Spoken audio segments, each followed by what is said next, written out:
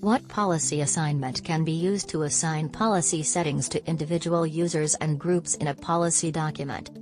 Option A. Explicit policies. Option B. Server document. Option C. Dynamic policies. Option D.